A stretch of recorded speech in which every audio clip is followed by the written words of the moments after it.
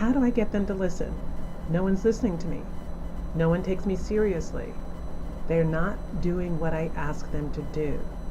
These are some of the comments and questions that have come up to me this week as I did 3 workshops this week, two for the Department of Transportation here in New York City, and one for a group of Asian women in business.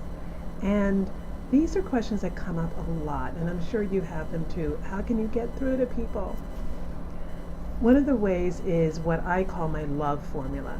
And the love formula is so important because the bottom line is people are not going to listen to you. They're not going to do what you want them to do if they feel that you haven't listened to or respected or acknowledged them. Sad but true, but that's often the case. And if they do it just because you said so, then you're maybe harboring or creating resistance and resentment. So trying out the love formula is a really interesting and important and effective way of getting people to do something that you would like them to do that they may not be on board for. And this is how the love formula works. It's LUVE. L stands for listen. Listen intently. Listen with your ears and your eyes. Figure out what their body language is doing. Figure out what their vocal tone is doing. How upset are they? How maybe calm are they? So those are the things that you want to listen for. And once you really have listened, then you want to think about understanding them. And you want to say something that shows that you understand them. You understand where they're coming from.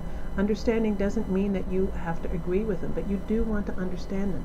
Because once you prove that you understand them, what that does is it starts to lower their stress hormone. You start to create rapport.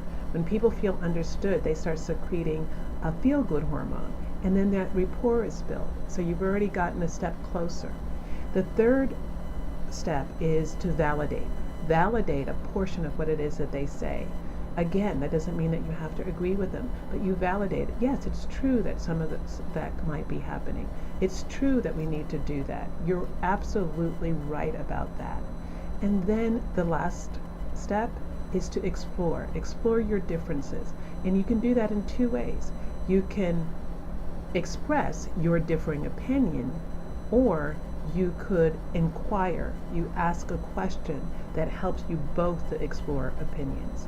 And so, for example, a woman last night at the workshop said that she had a way of doing things, and she was trying to explain to her colleague that this is the way that is better. And so what I noticed when she was telling me what she said to her colleague, there was no acknowledgement, there was no understanding, there was no validation of that other person's point of view. So what probably happened is that person took it as, oh, she's telling me what to do. I don't want to be told what to do, so I'm going to dig my heels in and I'm not going to do it.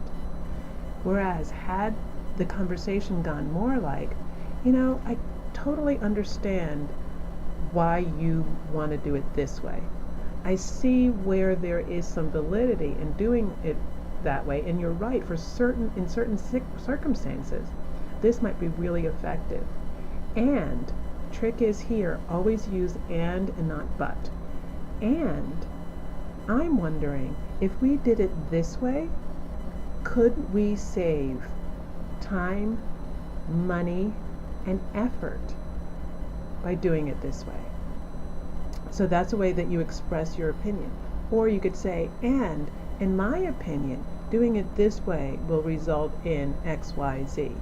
Or you can really turn the tables and empower them to share an opinion by saying something like, how do you think we can get this job done by next Friday, which is the due date, and get all of this other information into it? So here you ask a question and you help them to explore in their own minds an answer that might be helpful for the both of you and help you move towards that mutual purpose. So remember, when you want to express an opinion, when you want to share an opinion, when you want to get someone to do what you want them to do, try using the love formula. Try listening, understanding, validating some of what they say, and then exploring the mutual purpose. I'm Robin Hatcher, Speak Etc. Please give me a call if you want more information. Take care.